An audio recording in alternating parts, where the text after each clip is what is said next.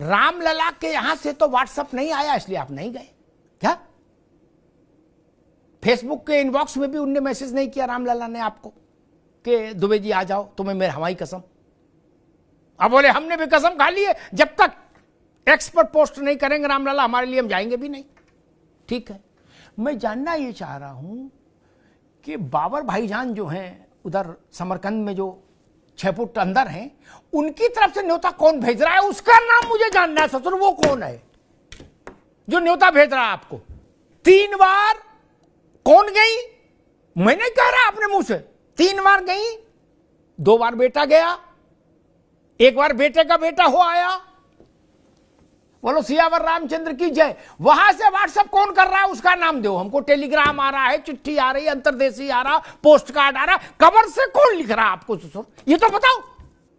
किसी ने तो इंदिरा जी को वहां से चिट्ठी लिखी होगी, क्योंकि आप लोग तो बिना न्योता जाते नहीं, कहते जो बुलाता है वहीं जाते। हमने मान ली रामचंद्र जी की गलती है, रामलला जी की। अब की अयोध्या जाएंगे दर्शन करने हम, तो उनसे कहेंगे कि भाई आपने ऐसी गलती क्यों की? इतने बड़े बड़े लोगों को आपने न्योता नहीं, टेलीफोन नहीं किया। सपा के, कांग्रेस के ये लोग छोटे लोग हैं, लालू प्रसाद यादव वगैरह हैं। आपको खुद चल के जाना चाहिए था इन्हें प्रणाम करके बुलाने के लिए। इतने बड़े नेता हैं, बताइए। लेकिन मान लो रामलला हमसे फिर पूछ दें कि अग्निहोत्री हमारे पास तो आ गए शिकायत करने, ये बताओ बाबर कहां से संदेश भेज रहा है? उसके पास कौन सा संचार ऐप है? कौन सा संचार ऐप है उसके मोबाइल में, कवर में? और बंशेष तो रिक्शा चला रहे, चाय बेच रहे, वो तो आ नहीं सकते आपको न्योता देने। उनके पास इतने पैसे नहीं कि वो बाबर की कबर तक चले जाए, फातिया पड़ जाए। तब ये सवाल जनता के मन में उठेगा। कन्नौज में भी लोग आपसे पूछेंगे और अमेठी में भी पूछेंगे।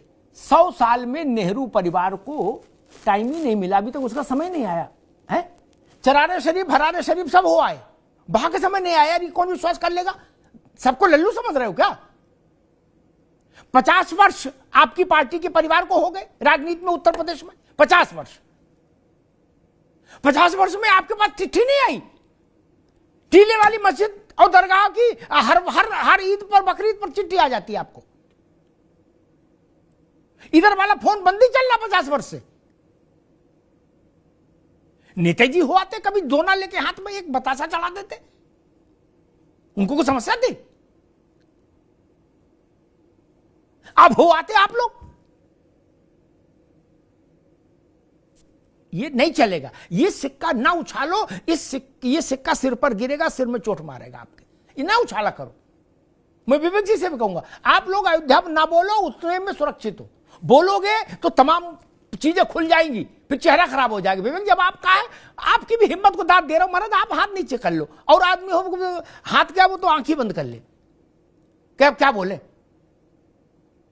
100 साल में आपके नेता के परिवार को समय नहीं मिला यार, गजब करते हो, बहुत महान आदमी हो। अच्छा सुन लो विवेक जी, बाबर की कबर खिमसेपुर में है, संकिसा में है कि उमरदा में है?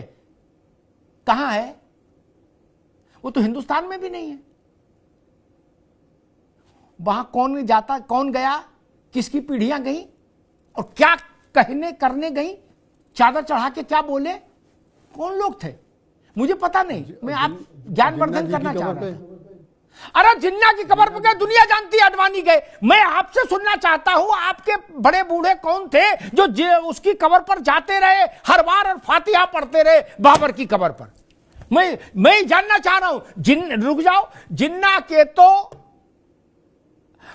अम्मा बापा और ससुराली सब हिंदू थे। जिन्ना कोई 10 पीढ़ी पुराने मुसलमान थोड़े न थे। और वो तो सुअर का मांस भी खाते थे, दारू भी पीते थे बेहतरीन, और सिगारेट भी पीते थे। ये तो सब जानते ही हो। मैं पूछ रहा हूं बाबर भाईजान का, बाबर भाईजान की दरगाह पर कौन जाता है? उनका ताबीज कौन मानता है? ये भी तो एटा इटावा फरुखाबाद का आदमी जाने।